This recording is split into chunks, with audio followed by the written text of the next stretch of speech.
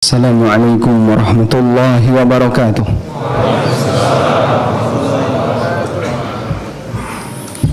Alhamdulillahi haqqa hamdih wa ashhadu an la ilaha illallah wahdahu la syarika lah ta'ziman li majdih wa ashhadu anna Muhammadan abduhu wa rasuluh salawatu rabbi wa salamu alaihi wa ala alihi wa ashabihi wa man sara ala nahjihi wa istanna bi sunnatihi ila yaumil qiyamah.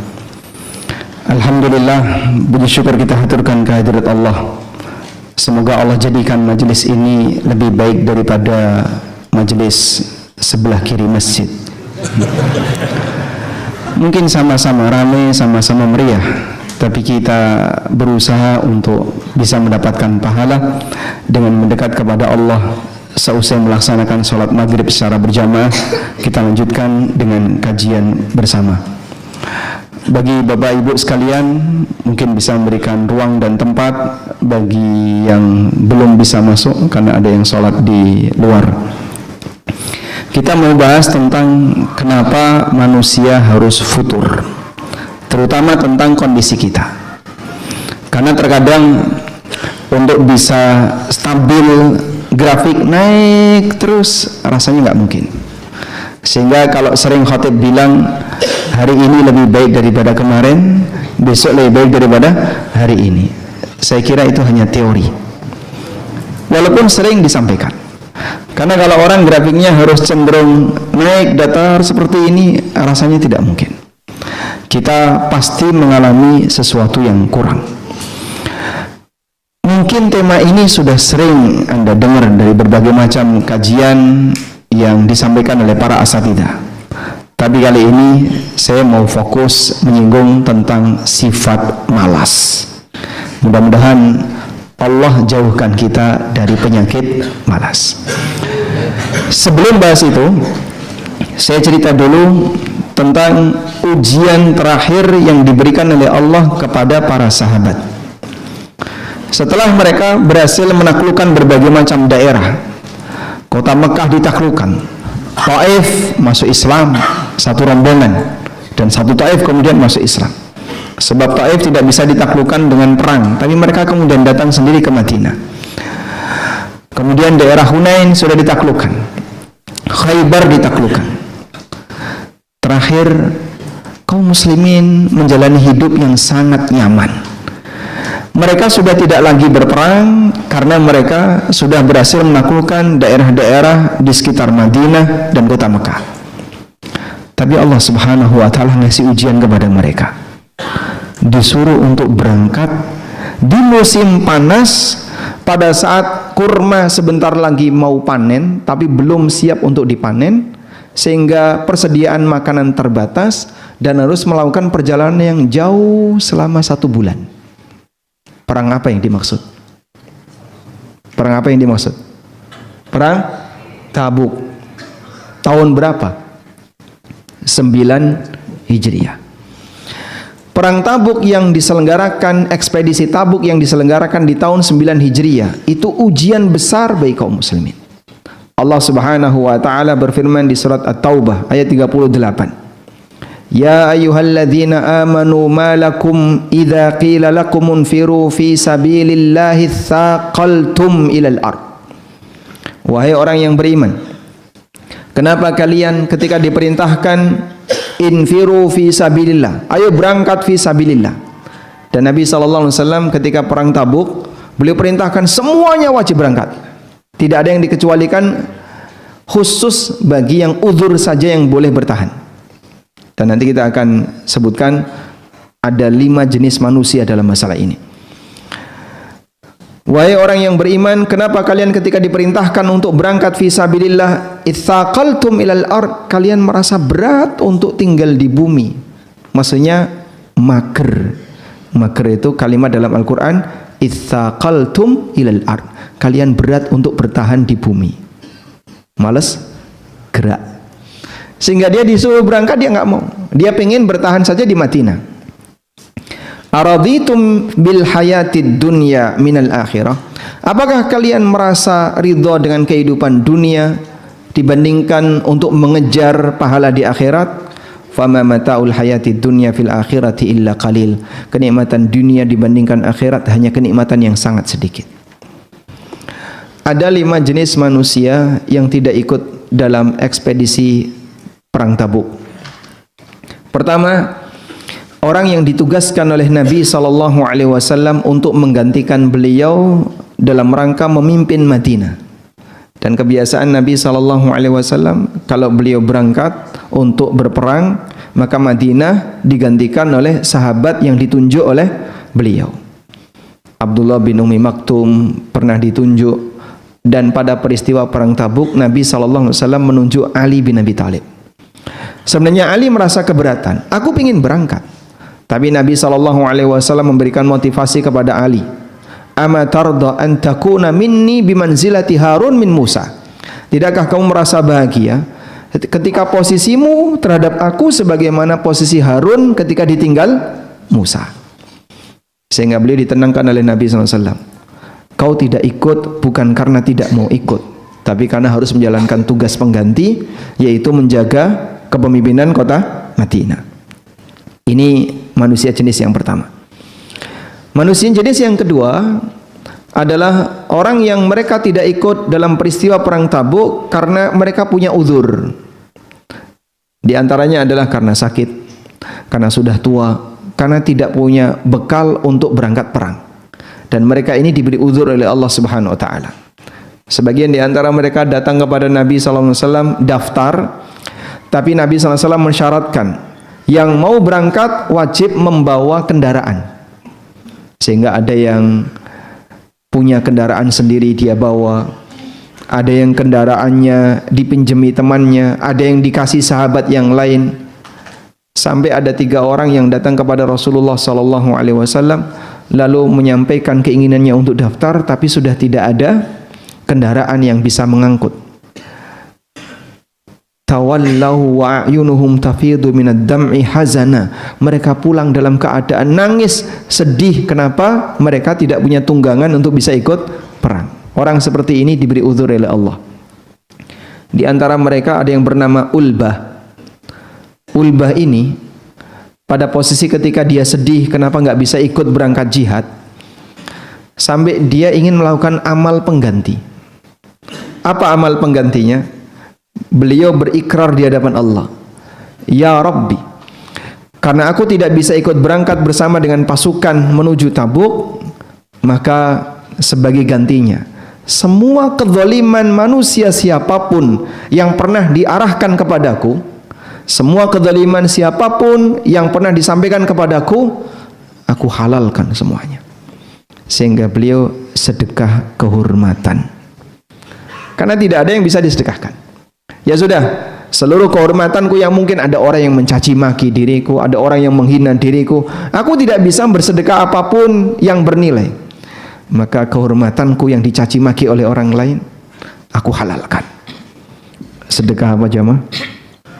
Kehormatan. Dalam arti beliau tidak emosi, tidak balas dendam, tidak nuntut nanti di akhirat, tapi beliau lepaskan semua tanggung jawab itu sehingga tidak dituntut dunia dan akhirat. Kemudian yang ketiga, ada orang yang dia tidak punya uzur dan dia mampu tapi tidak berangkat, namun kemudian dia menyusul. Di antara sahabat yang melakukan seperti ini adalah Abu Khaythamah. Abu Khaythamah termasuk di antara sahabat yang berkecukupan. Kemudian pada saat Nabi SAW menyuruh semuanya untuk berangkat perang Tabuk, Abu Khaythamah ini nggak ikut, padahal dia mampu. Sampai akhirnya dia datang ke kebunnya untuk siap panen kurmanya.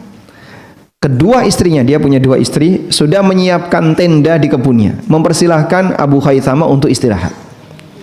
Begitu dia mau masuk ke kebun tersebut, dia teringat, aku berteduh di sini sementara Nabi SAW kepanasan di perjalanan. Demi Allah, aku tidak akan mendekati kalian wahai istriku sebelum aku menyusul Rasulullah SAW. Akhirnya berangkatlah Abu Khaythamah. Beliau tertinggal sehingga menyusul sendirian. Ketika Nabi SAW sedang beristirahat, karena perjalanan ke arah Tabuk itu butuh waktu 1 bulan, dan biasanya perjalanan di masa silam mereka akan istirahat di jam-jam kritis, terutama di siang hari yang panas. Mereka istirahat, nyari tempat berteduh, kemudian nanti melanjutkan lagi kalau sudah agak teduh, agak sore, lanjut perjalanan, dan demikian seterusnya. Abu Khaythamah dari kejauhan dilihat oleh sahabat. Ya Rasulullah, ada orang sendirian datang mendekat ke kita. Nabi SAW melihat dari kejauhan, lalu beliau mengatakan, Kun Aba Khaythamah. Itu adalah Abu Khaythamah, yang dia menyusul kita karena merasa ketinggalan. Sehingga Abu Khaythamah termasuk di antara sahabat yang mendapatkan keutamaan, posisi yang mulia, karena dia sempat melawan rasa malasnya untuk ikut bersama rombongan Nabi SAW. Yang keempat, sahabat yang tidak ikut padahal dia berkemampuan dan tidak punya uzur, tapi dia tidak beralasan ketika Nabi SAW pulang. Artinya ngaku salah. Seperti siapa? Sahabat yang terkenal, Ka'ab bin Malik. Dalam cerita yang sangat panjang disebutkan oleh An-Nawawi di Riyadhus Shalihin. Kalau Bapak ingin lihat bagaimana cerita kisah tentang pemboikotan Ka'ab bin Malik, Anda bisa cari di Riyadhus Shalihin. Hadisnya panjang sekali. Di antaranya adalah Hilal bin Abi Umayyah. Mereka ini sahabat yang tidak ikut, tidak punya udzur, padahal punya kemampuan, tapi tidak banyak alasan, sehingga dia ngaku salah. Saat Nabi SAW pulang, sahabat ini diboikot oleh Rasulullah SAW. Yang kelima, orang yang tidak ikut, punya kemampuan, nggak punya udzur, dan mereka banyak alasan. Siapa yang kelima ini? Munafikun. Mereka adalah orang-orang munafik. Yang kelima ini tidak digubris oleh Rasulullah SAW karena manusia yang kelima ini pemalas. Yang disebutkan oleh Allah Subhanahu wa taala dalam banyak ayat, innal munafiqina yukhadi'una Allah wa huwa khadi'uhum wa idza qamu ilas salati qamu kusala. Mereka kalau mendirikan salat sukanya malas-malasan. Dia berat untuk melakukannya dengan sergap, dengan rajin. Mereka mengerjakan salat itu dengan malas-malasan. Wa idza qamu ilas salati qamu kusala yura'una an-nasa wa la yadhkurunallaha illa qalila, dan suka berbuat riya sementara mereka tidak ingat Allah kecuali hanya sedikit. Baik. Dari peristiwa ini jamaah, kita mendapatkan pelajaran bahwa karakter sahabat itu manusia yang berani menghadapi tantangan. Mereka orang yang rajin, orang yang punya semangat, orang yang serius. Walaupun di hadapannya mungkin dia akan bersinggungan dengan aneka ujian yang besar. Musim panas, perbekalan terbatas, mereka harus berhadapan dengan musuh, tapi mereka tidak takut. Sementara orang munafik, manusia pengecut dan pemalas, itulah yang tinggal di kota Madinah. Muncul pertanyaan, kenapa orang itu malas untuk bergerak? Allah menjelaskan di surat yang sama, surat At-Taubah ayat 46, menjelaskan tentang kenapa orang munafik itu dibuat oleh Allah malas bergerak.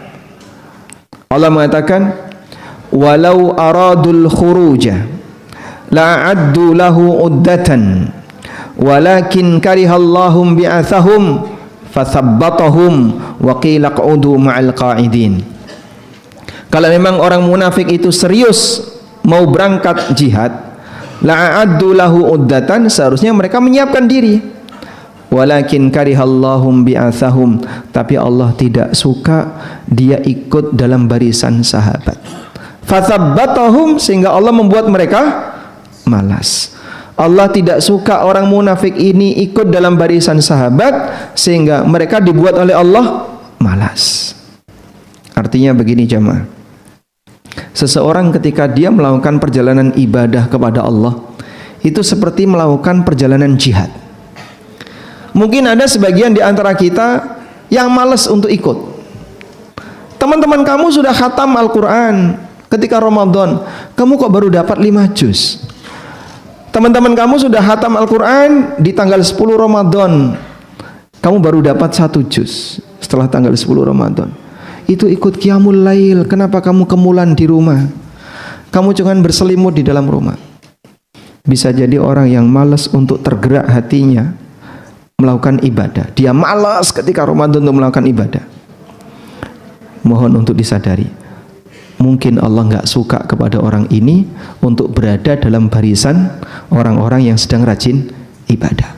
Allah nggak suka sama kamu, sehingga Allah nggak pingin kamu berada dalam barisan orang-orang yang rajin beribadah, yang sana tahajud, yang ini qiyamul lail, yang ini khatam Quran, yang ini serius belajar. Kamu kok malas?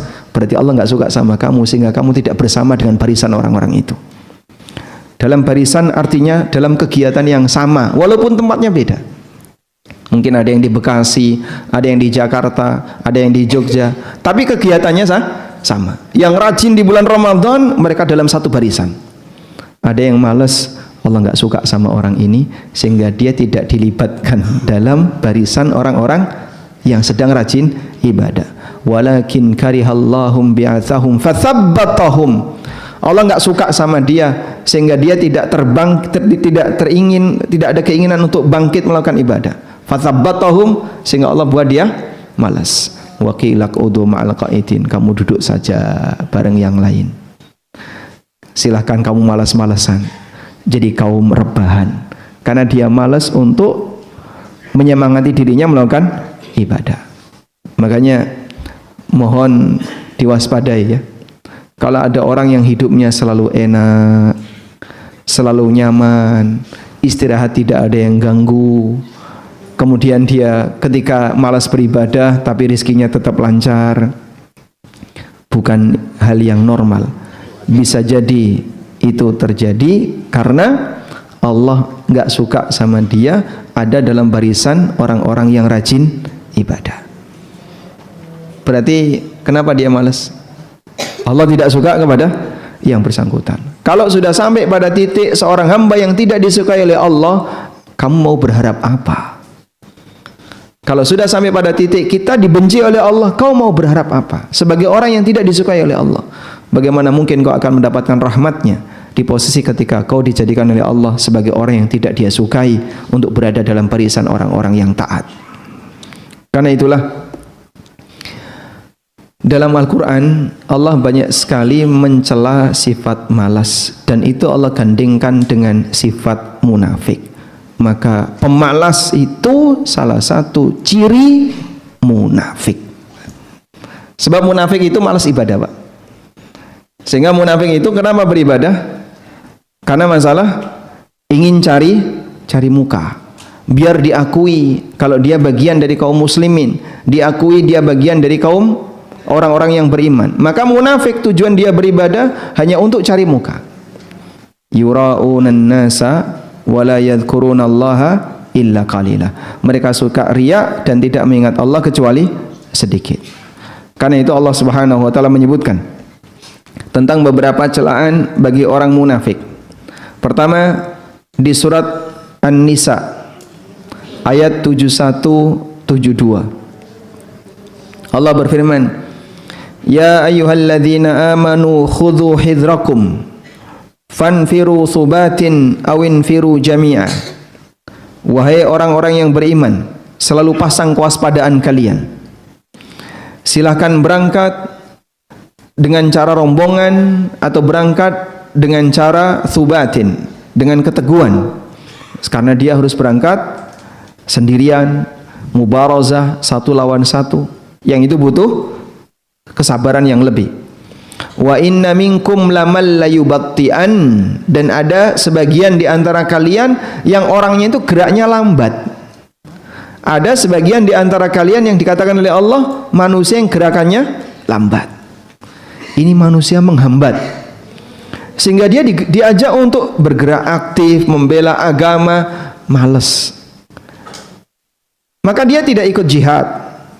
Fa in asabatkum musibatun, kalau kalian sedang mendapatkan kekalahan, qala, mereka mengatakan, qad an'amallahu alayya idlam akum ma'ahum syahida. Allah telah memberikan kenikmatan kepadaku karena aku tidak ikut bareng-bareng dalam rombongan itu.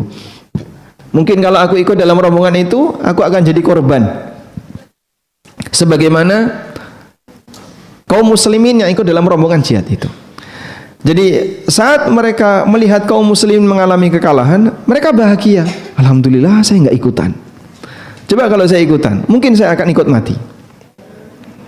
Siapa yang menjamin kalau kamu ikut berangkat jihad, kau akan pasti mati? Maka jamaah, orang ini disebut oleh Allah Ta'ala orang yang geraknya lambat karena dia pemalas. Ini celaan pertama yang Allah sebutkan di surat An-Nisa ayat 71-72. Kemudian di surat An-Nisa ayat 142,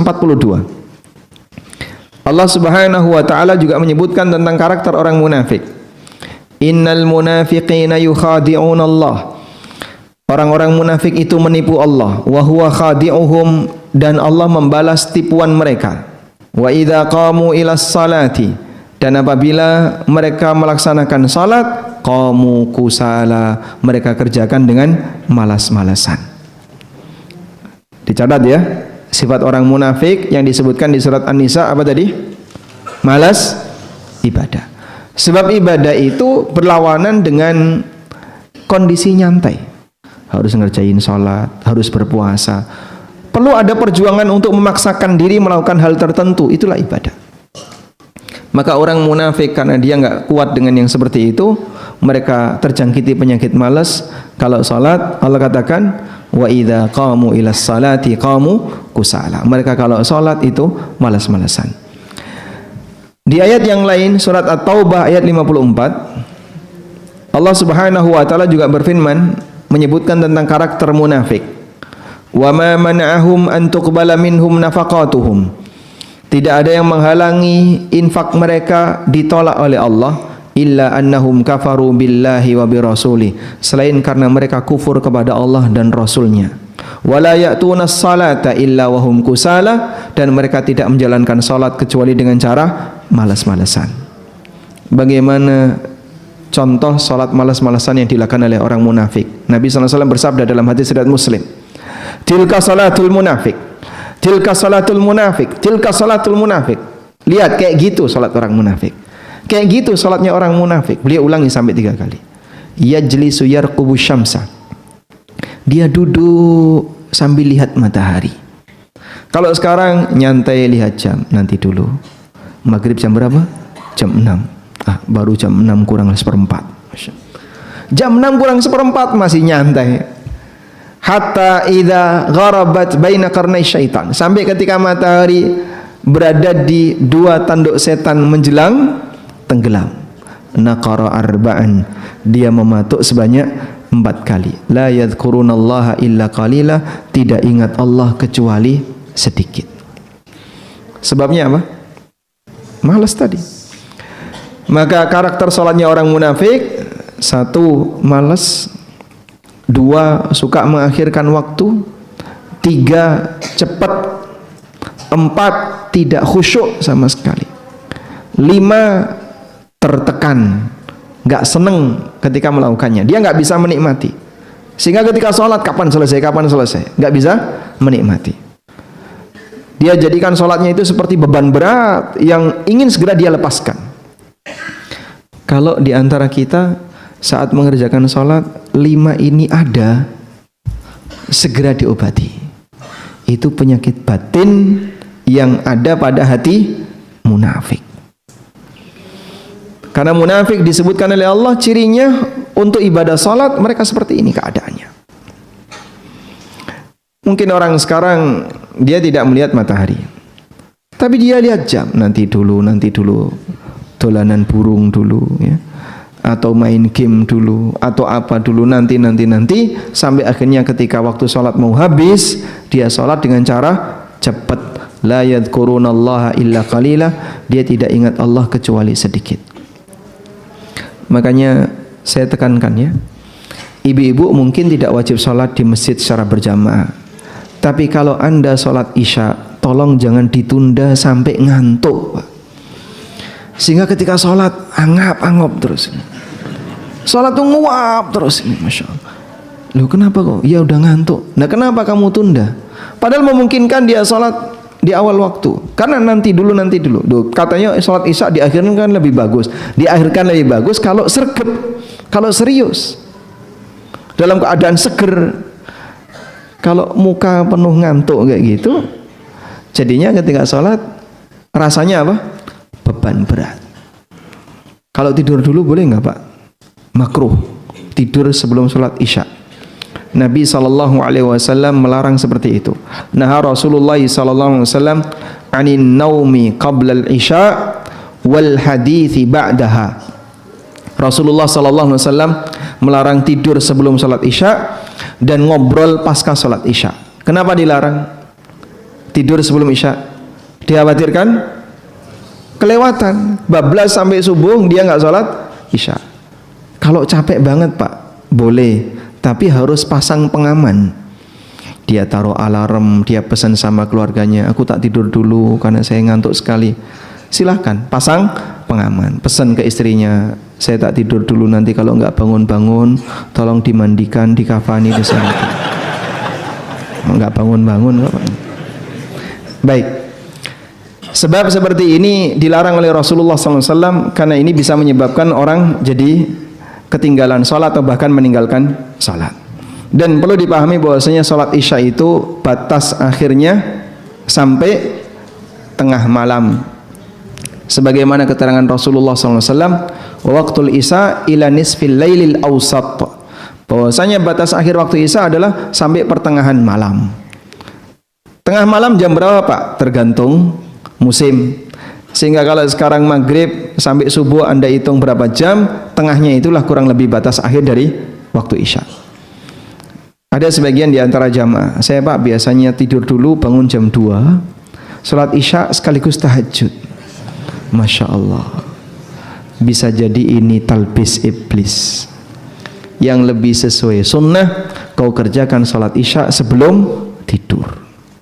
Kecuali kalau ada udzur tertentu. Baik. Nah, dari semua keterangan ini menunjukkan bahwasanya karakter malas itu melekat pada orang munafik. Kalau kita punya yang sama, berarti ada penyakit hati berupa penyakit kemunafikan dalam diri kita. Karena itulah para ulama melarang keras untuk melakukan praktek malas. Seperti Al-Imam Ar-Raghib, beliau pernah mengatakan, "Man ta'attala wa tabattala." Siapa yang malas-malasan, jadi kaum rebahan, insalaha minal insaniyah, berarti dia telah menurunkan derajatnya dari manusia, bal minal hayawanat, keturun jadi binatang. Bahkan kata beliau, bal minal hayawanat, dia telah menurunkan status dia dari makhluk bergerak ila jinsil mauta, jadi makhluk yang mati, benda yang tidak bergerak, enggak berfungsi. Wa man ta'awwadal kasal wa mala ila raha faqadar raha. Siapa yang membiasakan diri untuk nyantai-nyantai, jadi kaum rebahan, kemudian malas-malasan dengan alasan istirahat, maka dia kehilangan kesempatan untuk istirahat yang sejatinya. Siapa yang dia banyak beristirahat, maka akan kehilangan kesempatan untuk beristirahat yang sejatinya. Sebab surga itu didapatkan bukan dengan cara malas, tapi dengan cara apa? Penuh kesungguhan. Sehingga Nabi SAW ngasih motivasi orang untuk mendapatkan surga. Beliau mengatakan, wa'lam inna sil'atallahil ghaliyah, inna sil'atallahil ghaliyah. Sadarilah, barang dagangan Allah itu mahal. Barang dagangan Allah itu mahal. Untuk bisa mendapatkannya butuh perjuangan. Maka jangan jadi orang yang terlalu malas karena untuk sebuah harapan yang besar kau harus rajin. Demikian keterangan yang disampaikan oleh Ar-Raghib. Karena itu Nabi SAW dalam salah satu doanya yang diriwayatkan oleh Bukhari Muslim, beliau berlindung kepada Allah dari sifat apa? Malas. Allahumma inni a'udzubika minal ajzi wal kasal. Ada dua penyebab kenapa manusia itu gagal beramal. Satu, ajiz, tidak mampu. Dua, kasal, tidak mau, malas. Al-ajiz wal kasal. Sehingga orang punya kemampuan tapi tidak punya kemauan, nggak terjadi. Punya kemauan tapi tidak punya kemampuan, tidak terjadi. Bergabung dua ini, amal terjadi.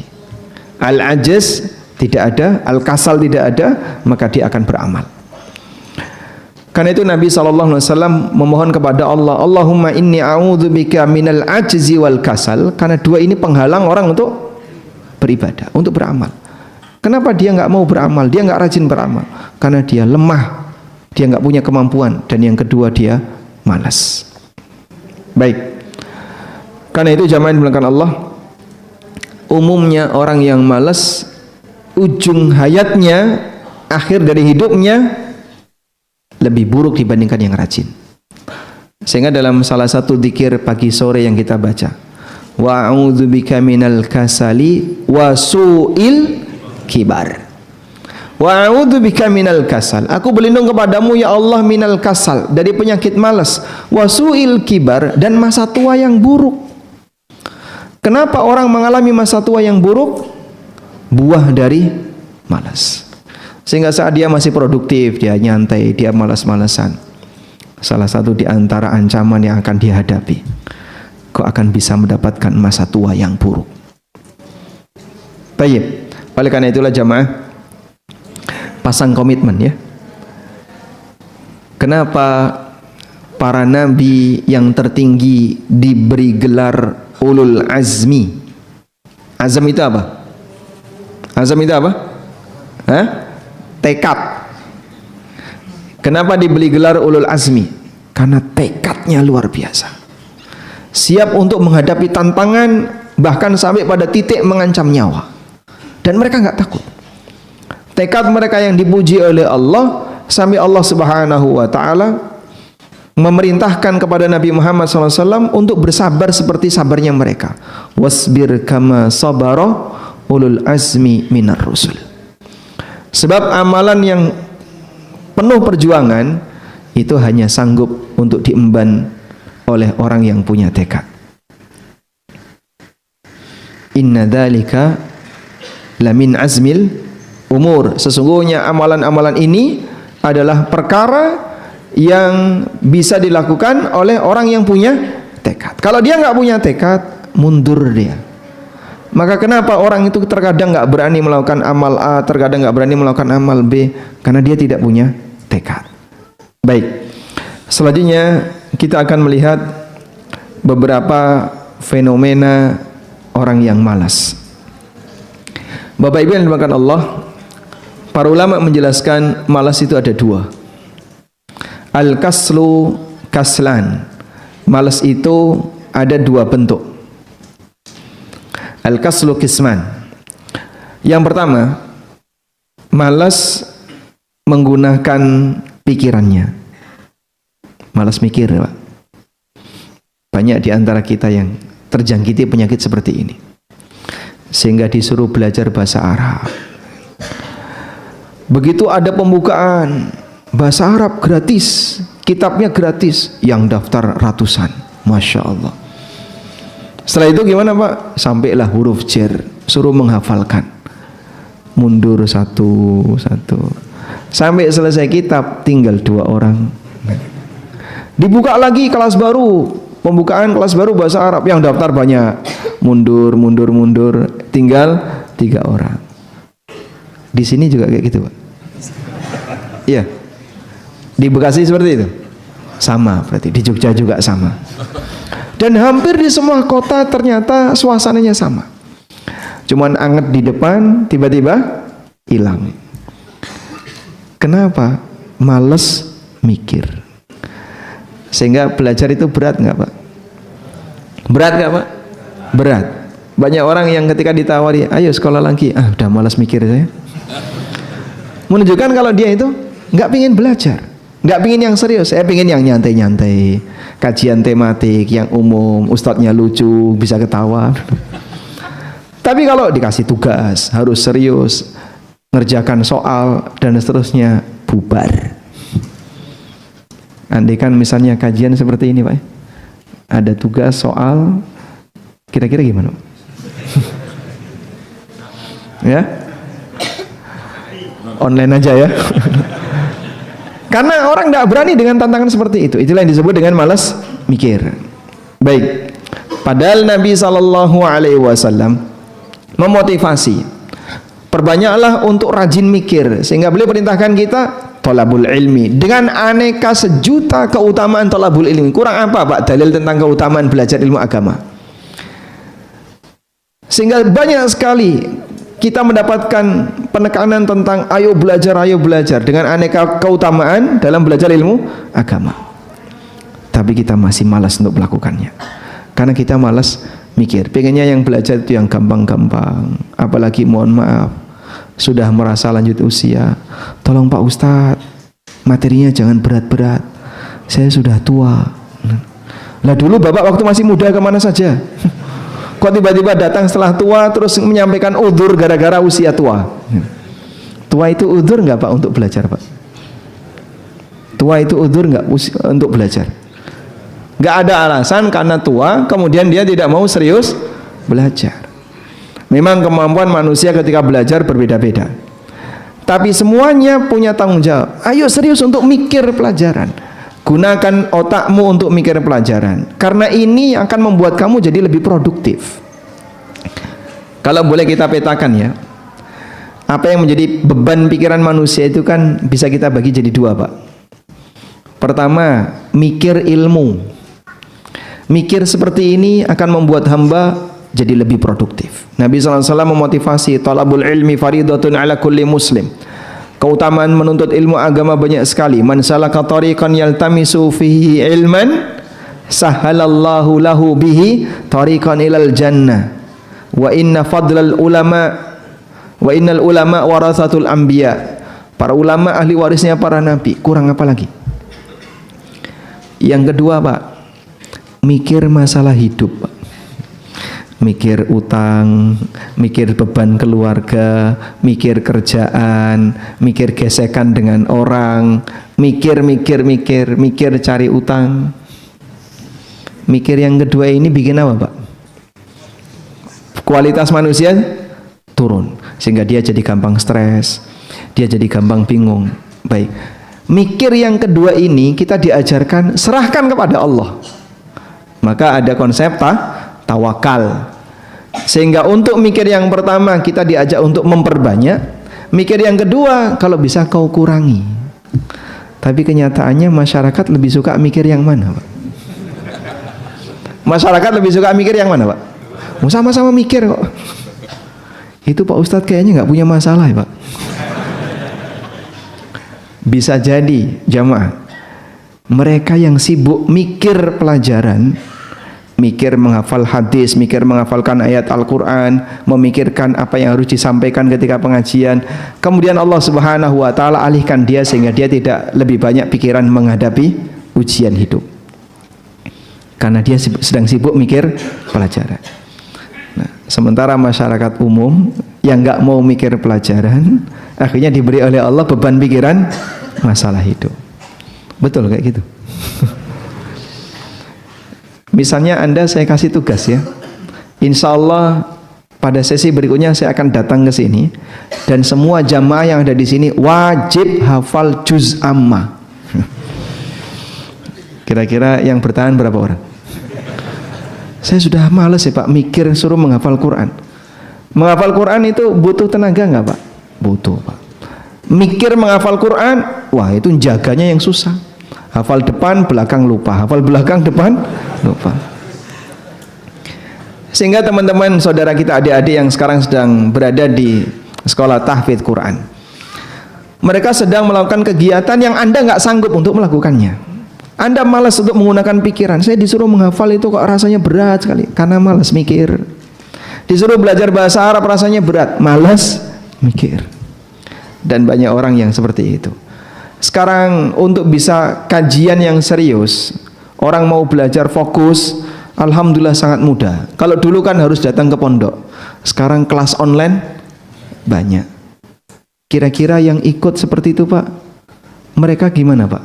Ada yang siap serius, dia nonton videonya sampai selesai, dia catetin, kemudian ikut ujian, dia hafalin dan seterusnya. Ada yang serius. Ada yang cuma daftar di awal 1-2 sesi, habis itu hilang. Saya punya program ANB Academy, itu 2 tahun ya. Dan ada sekolah muamalah ANB khusus fokus masalah muamalah yang itu dibahas dalam waktu selama 32 pertemuan. Yang daftar banyak Pak, tapi yang sampai lulus hingga akhir kadang cuma 30%, ada yang 50%, banyak yang nggak ngikutin sampai selesai. Males ngerjain soal. Kenapa males ngerjain soal? Harus ngapalin, harus fokus belajar. Males dia. Terbukti bahasanya orang itu senang menikmati, tapi malas untuk memikirkan lebih serius. Kajian seperti ini rame karena nggak butuh menghafal. Tidak ada ujian. Betul ya? Kalau dikasih ujian, bubar, muntaber, mundur tanpa berita. Tiba-tiba ngilang. Baik. Yang kedua ada malas badannya. Malas fisik itu seperti orang malas untuk bergerak melakukan A, malas bergerak melakukan B. Diajak traweh, malas. Diajak puasa sunnah, malas. Diajak qiyamul lail, malas. Itu malas fisik.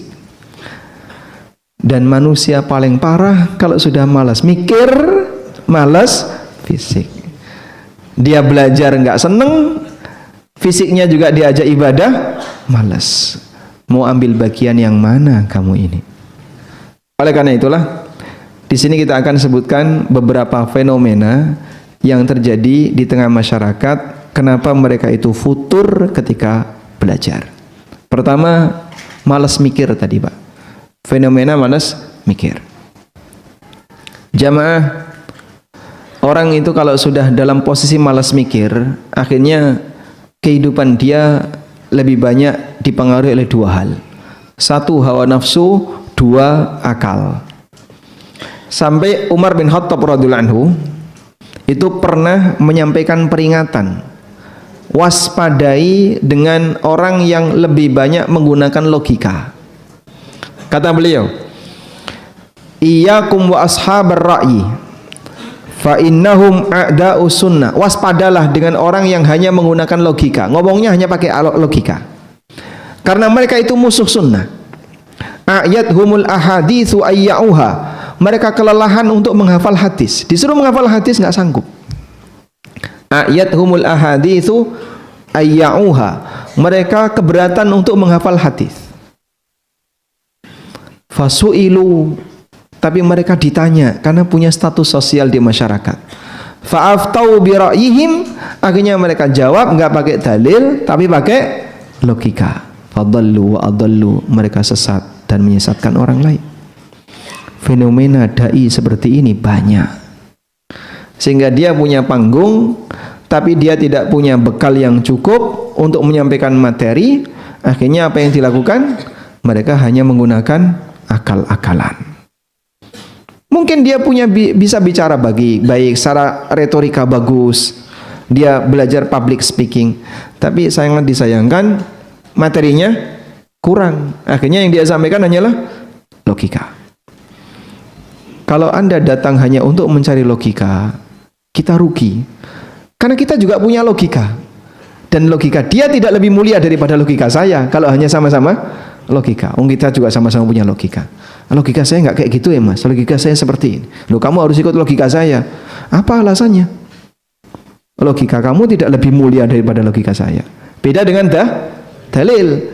Logika kamu dengan dalil, oh jangan dibandingkan. Ini wahyu. Sehingga di posisi ini wahyu, sami'na wa ta'ana. Idza ja'al athar kafan nazar. Kalau sudah ada athar, sudah ada dalil, maka logika harus diam. Maka kita datang dalam rangka untuk mencari yang tidak bisa dilogika. Disitulah majelis ilmu ditegakkan. Kalau hanya sebatas nyari cara berlogika, sebenarnya semua manusia punya kemampuan berlogika. Baik.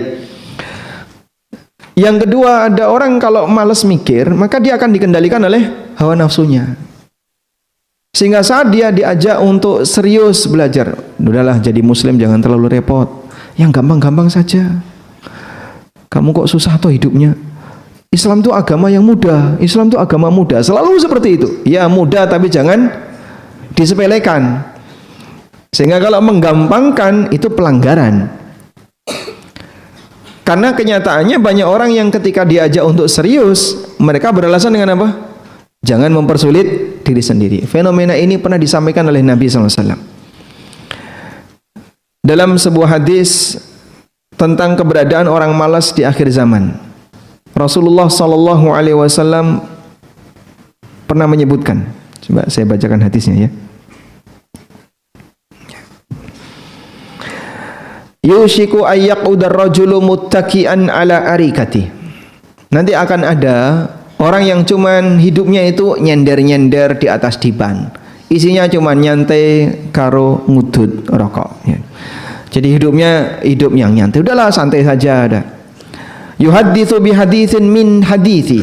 Saat disampaikan hadis kepadanya, fayaqulu, dia mengatakan, bainana wa bainakum kitabullah. Kita cukup Al-Qur'an saja. Di antara kita ada Al-Qur'an, kita cukup Al-Qur'an saja. Fama wajadtu min halalin istahlalnahu wa ma wajadna fihi min haramin haramnahu. Yang dihalalkan Quran ya kita halalkan, yang diharamkan Quran kita haramkan. Sok berlagak bicara atas nama Quran, padahal dia disampaikan hadis Nabi SAW tapi menolak untuk dia seriusi. Karena alasan apa? Udahlah cukup Quran saja. Maka kalau ada orang yang bilang ake wong apal Quran hadise, itu sebenarnya ngeritik siapa? Ngeritik mereka yang suka belajar-belajar itu. Ini dianggap sebagai orang yang terlalu membebani dirinya. Ya. Kayaknya di Bekasi jarang nih gitu. Kalau di Jogja, Jawa Timur banyak. Baik. Karena dia nggak suka dengan orang yang serius belajar, menghafalkan. Padahal sumber ilmu dari mana? Wahyu. Baik. Ini fenomena yang pertama. Orang yang takut mikir. Manusia kalau sudah kekurangan bekal dengan dalil, maka dia akan dikendalikan oleh akal dan hawa nafsu. Sudah masuk Isya? Kurang berapa menit? Pas. Baik, kita akan dengarkan adzan Isya terlebih dahulu, baru selanjutnya akan kita bacakan fenomena berikutnya. Wassallallahu ala nabiyyina Muhammadin wa ala alihi wa sahbihi wasallam.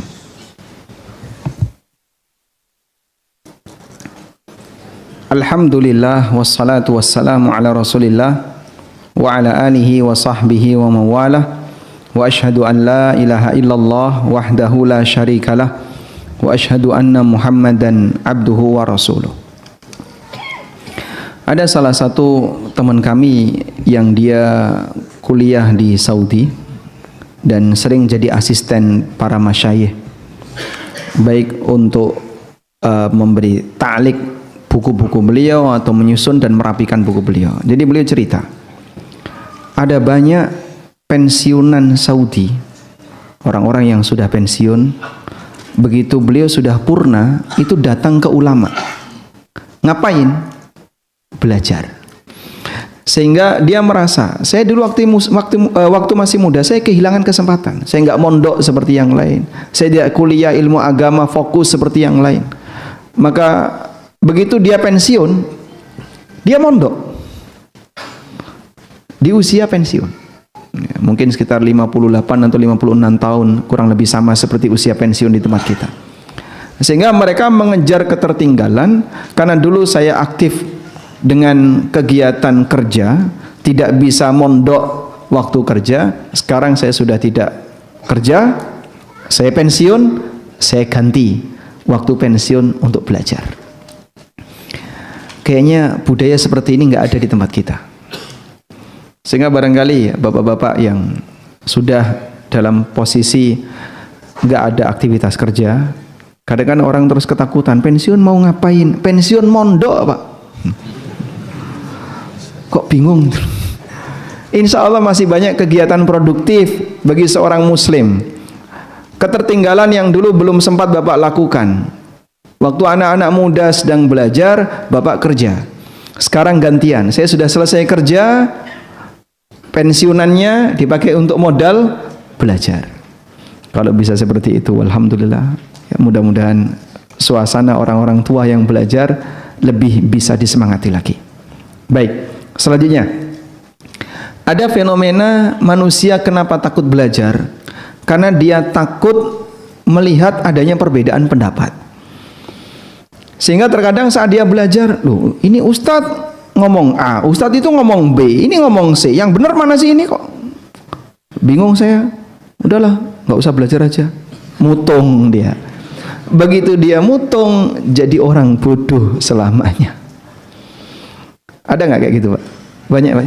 Sehingga dia takut ketika berhadapan dengan adanya perbedaan pendapat. Kita sampaikan kepada beliau, Pak, perbedaan pendapat ini sudah ada sebelum Bapak lahir, Pak.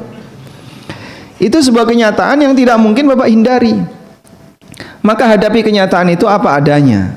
Anda lahir dimanapun, di lingkungan itu ada sebuah realita yang harus Anda hadapi. Saya nggak mau lahir di Indonesia. Nah, Anda mau pilih negara mana? Katanya kalau di Arab Saudi begitu lahir langsung dikasih uang sekian. Di sini bayi lahir nanggung utang sekian. Loh, tapi kan kamu nggak bisa milih orang tua.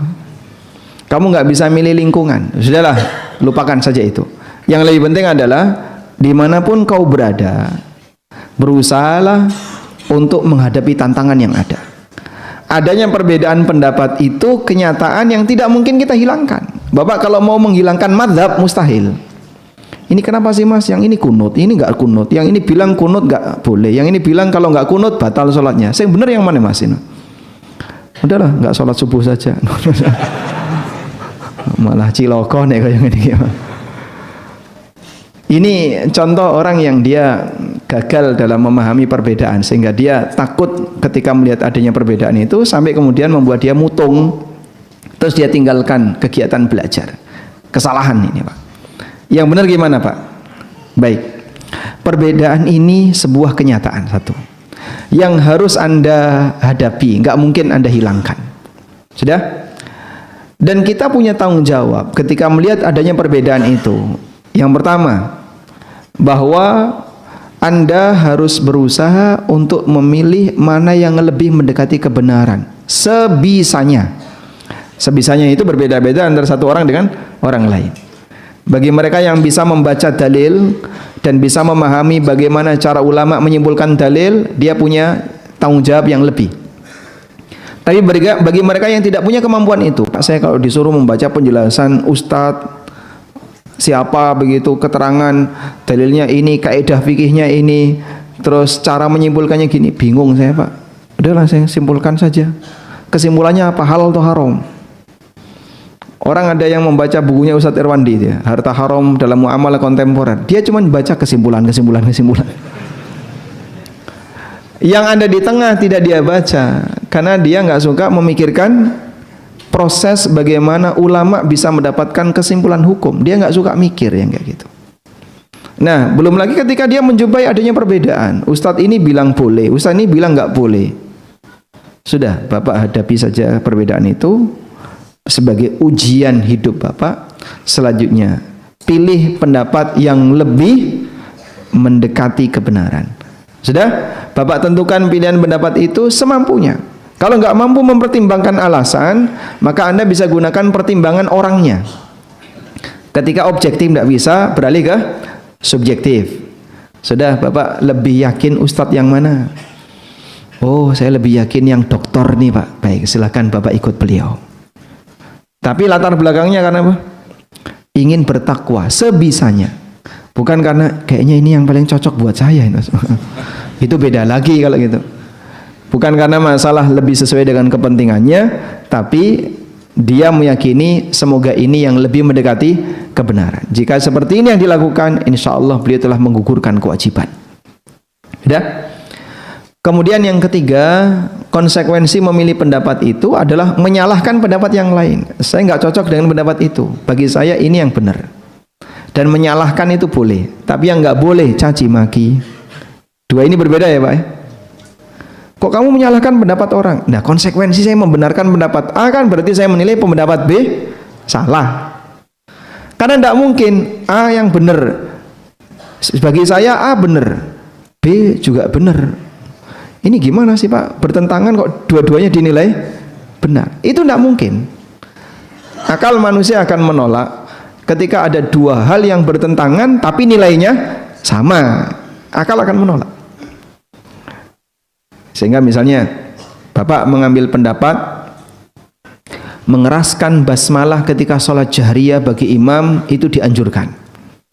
Maka konsekuensinya apa? Anda menilai salah ketika imam tidak mengeraskan bacaan basmalah. Kunut subuh bagi saya pendapat yang benar. Sebagai konsekuensinya Anda akan menyalahkan yang tidak kunut subuh. Menyalahkan di sini boleh nggak Pak? Itu sebagai konsekuensi Anda memilih pendapat yang satu. Karena nggak mungkin antara A dan B yang itu bertentangan nilainya sama-sama benar, itu tidak mungkin. Loh, katanya nggak boleh menyalahkan. Siapa yang bilang nggak boleh menyalahkan? Yang nggak boleh caci maki.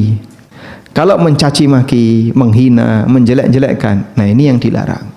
Kita berada dalam lingkaran khilaf, perbedaan pendapat. Silakan Anda pilih dan Anda tinggalkan pendapat yang menurut Anda lemah, tapi tidak boleh mencaci maki pendapat yang lain. Dipahami ya? Kecuali kalau terjadi penyimpangan. Kalau terjadi penyimpangan ya, misalnya ini jelas menyimpang. Nikah mut'ah itu ibadah. Apa ini Pak? Jelas apa? Penyimpangan. Nah, itu boleh diingkari. Sebab nikah mut'ah itu hakikatnya zina. Baik, fenomena berikutnya.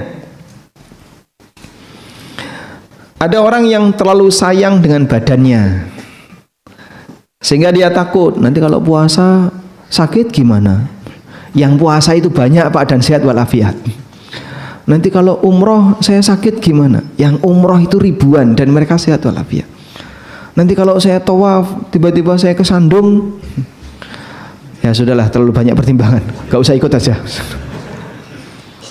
Ada kan orang yang seperti itu Pak. Dia ketakutan dengan badannya. Ini orang baru diajak melakukan ibadah yang tidak sampai bersinggungan dengan senjata. Coba kalau orang ini hidup di zaman sahabat, diajak oleh Nabi SAW berjihad, mundur paling jauh. Nanti kalau saya mati gimana? Istri saya belum siap jadi janda. Tenang saja, sudah ada calon penggantinya. Masya Allah. Sehingga ada orang yang terlalu menyayangi fisiknya, sehingga adalah saya butuh banyak istirahat, saya punya. Pak, kalau seperti ini caranya Bapak dipengaruhi oleh setan untuk jadi pemalas. Karena itu Nabi SAW dalam hadis riwayat Bukhari Muslim pernah disampaikan kepada beliau, ya Rasulullah, ada fulan yang dia itu tidur, bangun-bangun sudah sholat, bangun-bangun sudah adzan subuh. Bangun subuh Pak ini Pak ya. Bukan bangun jauh setelah subuh. Apa kata Rasulullah SAW? Dzalika rajulun balas syaitanu fi udhunai. Itu adalah orang yang telinganya dikencingi setan. Telinganya dikencingi setan. Dia dibuat lengket dengan kasur karena dia khawatir nanti kalau saya bangun tahajud saya takut pusing. Nah, baru takut pusing kok. Membuat prediksi sesuatu, takut dengan resiko fisik, sampai membuat orang meninggalkan yang wajib dosa. Kemarin ada pertanyaan, boleh nggak Pak pekerja keras itu tidak puasa Ramadan? Kenapa? Ya kan dia kerja keras Pak. Kalau nggak kerja terus berusaha untuk puasa, ya dia makan apa? Pendapatan dia sehari paling 100.000, 200.000 habis, nggak punya tabungan. Baik, tidak ada dalam keterangan di syariat kita kerja sebagai salah satu udzur boleh tidak puasa. Adanya faman kana minkum maridon aw ala safar. Siapa yang sakit di antara kalian atau yang sedang safar. Kerja itu bukan udzur syar'i untuk meninggalkan puasa. Tapi Pak, kalau dia kerja dia nggak kuat. Terus ya dari pagi dia nggak puasa. Ini salah. Kenapa dari pagi dia nggak puasa? Dia belum kerja. Karena prediksi dia nanti siang kalau kerja nggak kuat. Mas, baru prediksi, jangan dipakai acuan. Kan itu baru sebatas prediksi, ketakutan, jangan-jangan nanti tidak kuat. Akhirnya dari subuh dia nggak puasa. udah nggak sahur, udah nggak ada niat puasa, ya ini pelanggaran. Padahal tidak puasa Ramadan tanpa uzur bagi mereka yang wajib puasa hukumnya dosa besar. Nabi SAW pernah bermimpi. Dalam mimpi itu beliau diperlihatkan aneka kejadian aneh. Di antaranya adalah ada orang yang dijungkir oleh Allah ala arakibihim. Arakib, Bapak lihat, orang jual sate, Pak. Dagingnya diapain, Pak? Ditusuk. Di mana, Pak? Di tendon, ya, digantung. Maka Bapak pegang tumit, Pak. Di atasnya itu ada tendon, ditusuk di situ. Mu'allaqatun ala arakibihim. Dia dijungkir dengan ditusuk arakibnya, ditusuk tendonnya. Musyaqqaqatan asdaquhum. Pipinya robek sampai belakang. Tasilu minhu daman, mengalir darah. Ketika Nabi SAW tanya, siapa mereka? Alladzina yuftiruna qabla tahillati siyamihim. Mereka adalah orang-orang yang tidak puasa, berbuka sebelum waktunya, membatalkan puasanya sebelum waktunya. Ini dari pagi puasa terus dia batalkan sebelum waktunya tanpa uzur. Hukumannya kayak gitu. Apalagi yang dari awal tidak punya niat puasa. Maka para pekerja keras, driver ojol misalnya, atau kuli bangunan atau apapun, Anda tidak boleh secara sengaja dari awal berniat tidak puasa. Puasa dulu, udah. Terus dipakai kerja. Nanti sampai titik terakhir misalnya, Pak, sampai asar saya sudah nggak sanggup, Pak. Atau sampai jam 2 saya sudah nggak sanggup. Baik, pendapatan kamu sampai jam 2 kira-kira cukup nggak untuk hari ini? Ya nggak boleh, Pak. Kalau kerja sampai jam 2 saya nggak dapat apa-apa. Misalnya ya. Atau kalau dia ojol sampai jam 2, ya baru dapat 70.000. Cukup nggak itu untuk biaya hidup kamu? Insya Allah cukup. Nanti buka puasa di Dugo Bima gratis, Pak. Masya Allah. Ya mungkin ada gratisan sambil bawa pulang apa yang masih tersisa, ya. Kalau sampai pada titik dia nggak cukup, dia boleh minta zakat. Sehingga dia tetap harus puasa Ramadan. Kemudian batasi kerja dia sampai dia nggak sanggup untuk melanjutkan. Anda berhenti di situ. Kalau pendapatannya kurang, solusinya apa? Minta zakat. Intinya sebatas prediksi tidak kuat, tidak boleh jadi alasan untuk tidak beribadah. Karena baru sifatnya prediksi. Baik. Selanjutnya, fenomena yang membuat orang malas untuk belajar dan malas untuk ibadah adalah lepas komunitas. Sebagian orang termotivasi karena masalah komunitas. Kita sudah sering mendengarkan itu. Makanya ada istilah as-sahibu sahib. Teman itu punya kemampuan untuk nyeret. Sebagaimana teman bisa nyeret ke surga, teman juga bisa nyeret ke neraka.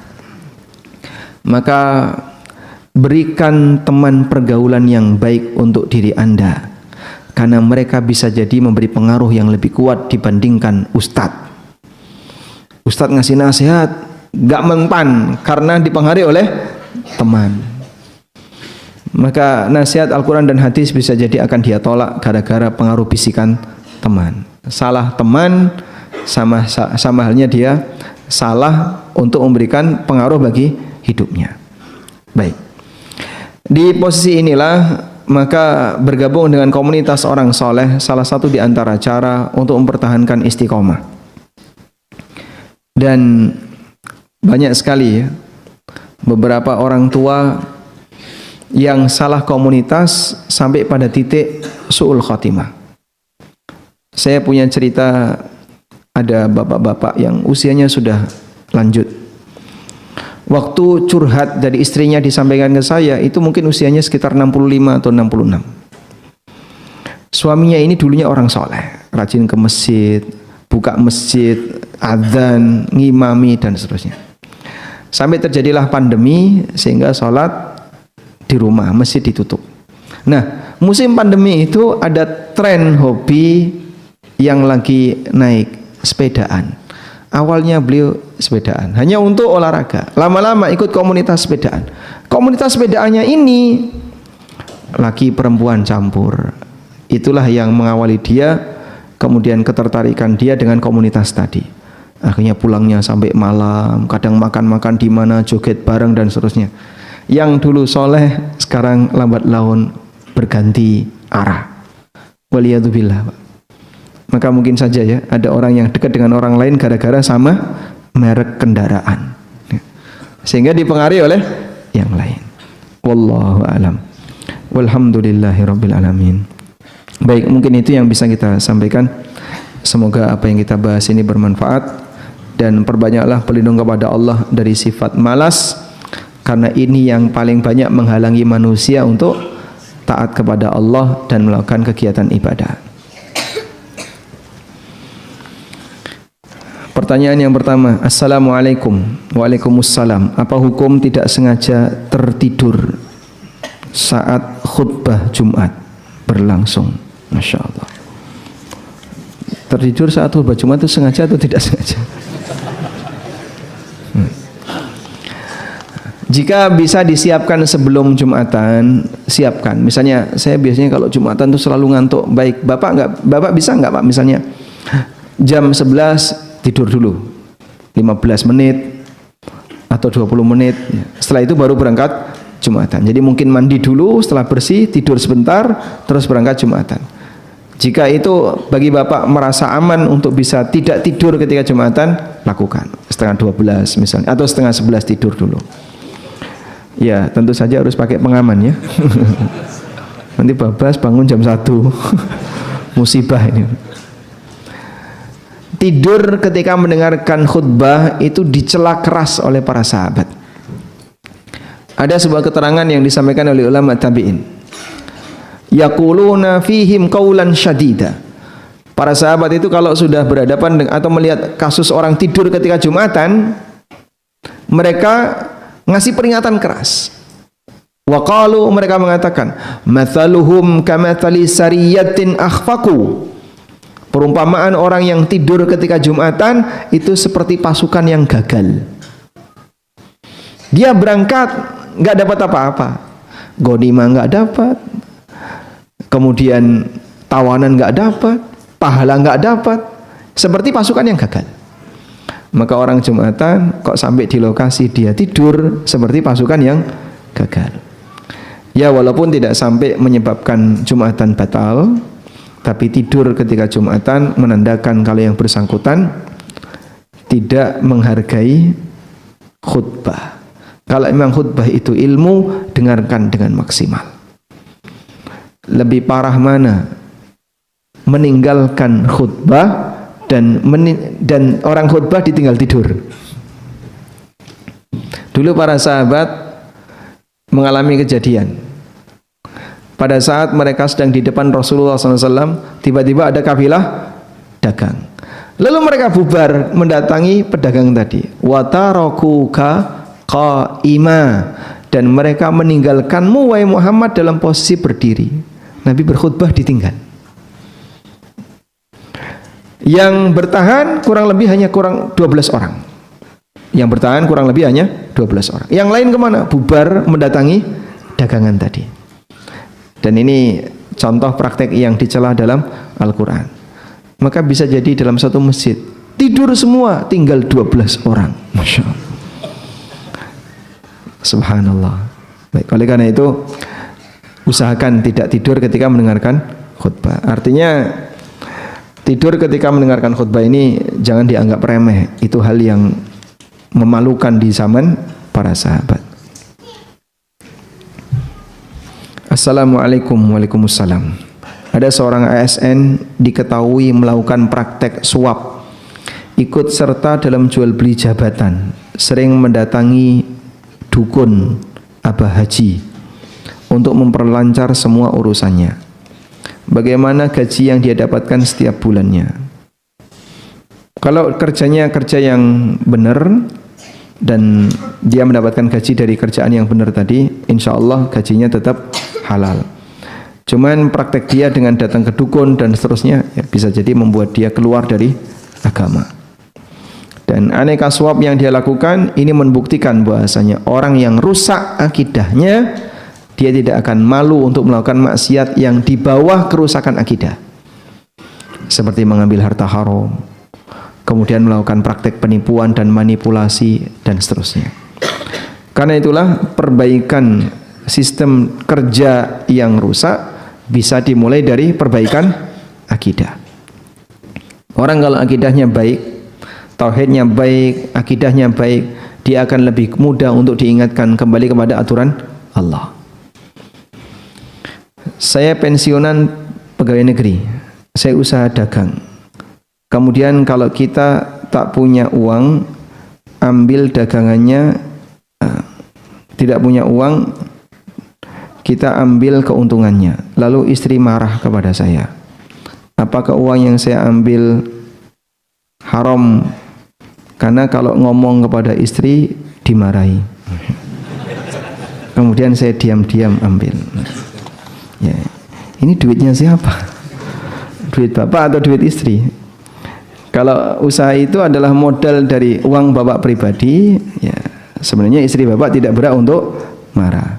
Tapi kalau modal itu berasal dari uang istri bapak, ya berarti Anda harus izin kepada yang memiliki. Wallahu a'lam.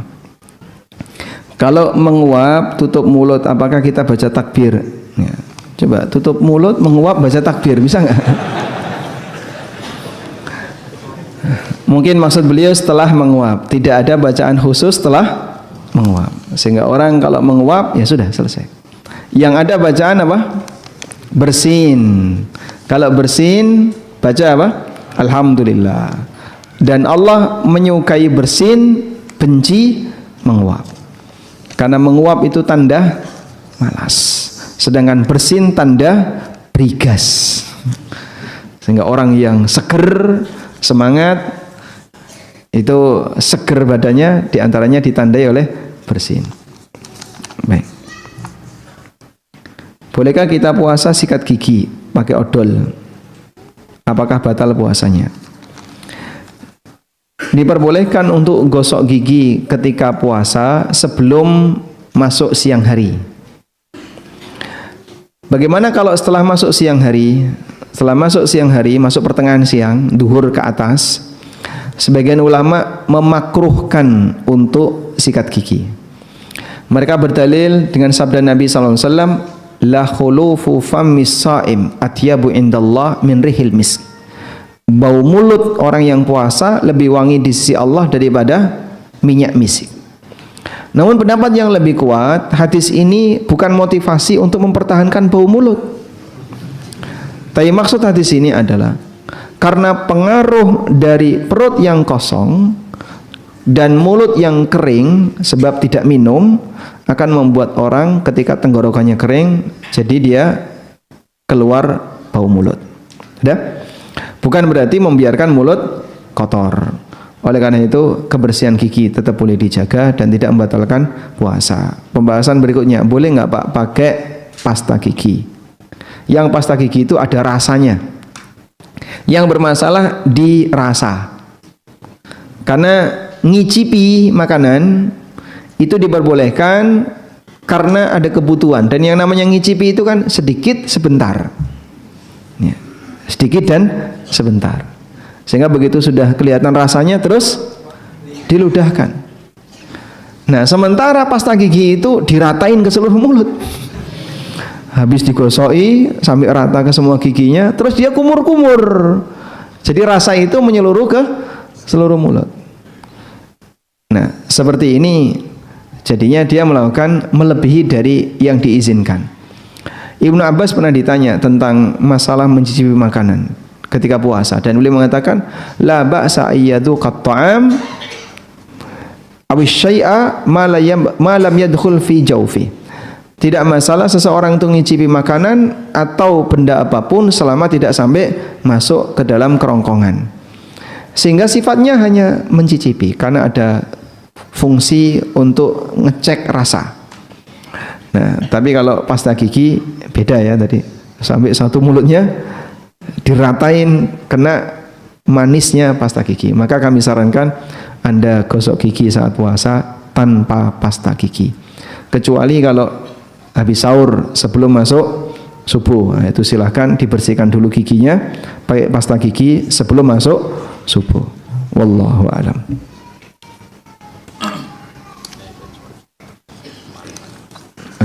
Baik. Bagaimana menguatkan hati agar tidak terfitnah oleh HP yang banyak sekali menjerumuskan manusia kepada kemalasan, bahkan tidak hanya malas, maksiat.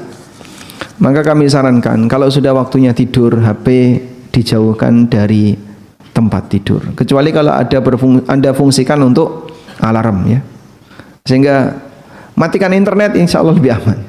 Karena sebelum tidur scroll itu biasanya nggak terasa jam berapa Pak? Hah? Jam 12, Masya Allah.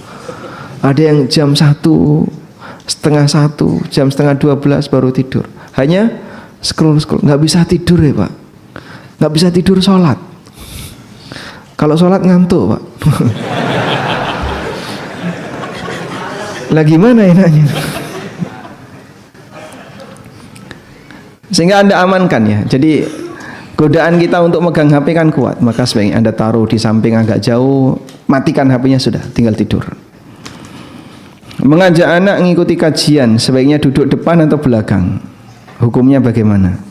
Kalau hukum boleh depan dan belakang. Cuman mungkin maksud penanya adalah mengkritisi yang bawa anak. Jika anaknya tidak bisa diajak untuk diam, maka sebaiknya Anda berposisi di belakang. Kan kadang ada model anak yang suka jalan keluar masuk nyari bapaknya, nyari ibunya. Sudah, bapaknya di belakang saja biar tidak sering ganggu orang yang sedang fokus kajian. Tapi kalau anaknya bisa diajak tenang, bolehlah, silahkan diajak di depan. Wallahu a'lam.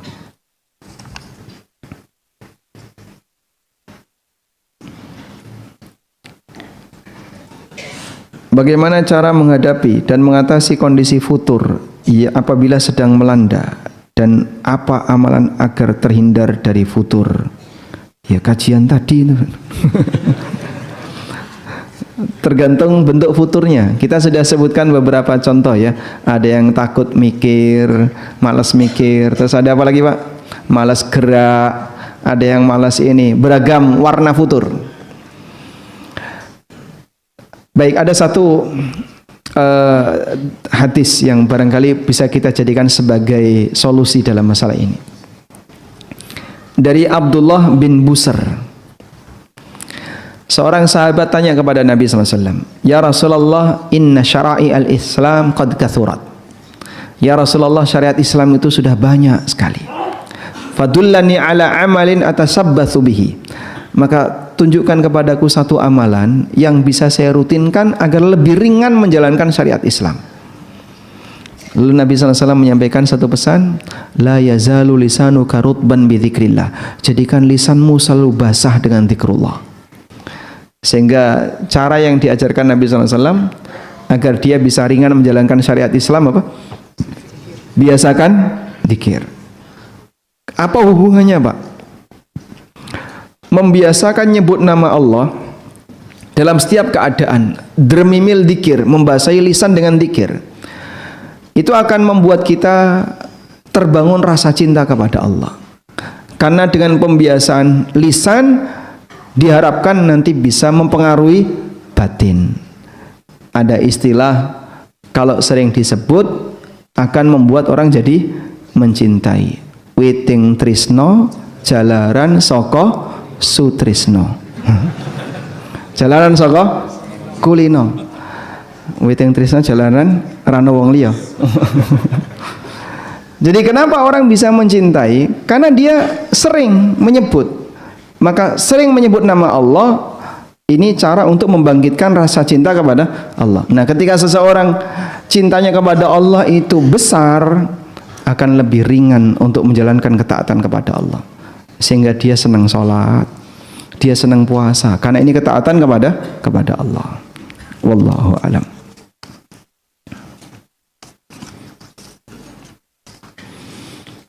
Mohon nasihat buat kami yang susah membangunkan anak kami sholat subuh. Coba diajak tidur di masjid.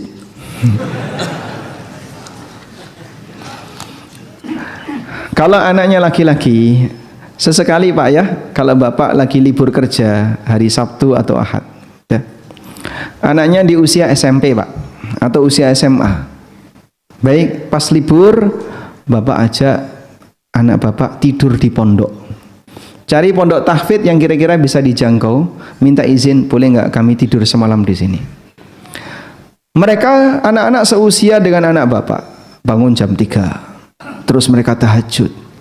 Anak bapak mungkin akan melihat, seusia dengan dia, itu temanmu, bahkan adik kelasmu, dia bangun jam 3, lalu mereka tahajud. Habis tahajud, mereka sholat subuh berjamaah. Setelah itu nggak tidur, mereka murojaah, setoran hafalan. Habis itu mereka kegiatan nih, biar dia melihat. Apa kamu nggak malu sama mereka? Ya mudah-mudahan dengan cara ekstrim seperti ini membuat dia bisa lebih terpengaruh untuk tergerak hatinya, minimal bisa bangun subuh. Wallahu a'lam. Bagaimana cara untuk mengasah pikiran kita agar raga kita cepat tergerak dan rutin membaca buku yang bermanfaat? Rajin beli buku tapi malas membacanya. Masya Allah. Sama. Sehingga banyak orang yang hanya pinter koleksi tapi tidak menikmati isi. Saya punya beberapa buku yang saya tulis. Dan cara untuk membantu agar jamaah baca adalah dibacakan. Karena kita yakin mereka nggak bakalan baca. Beli sudah disimpan aja. Nah, dibacakan di mana, Pak? Ya kajian bedah buku itu.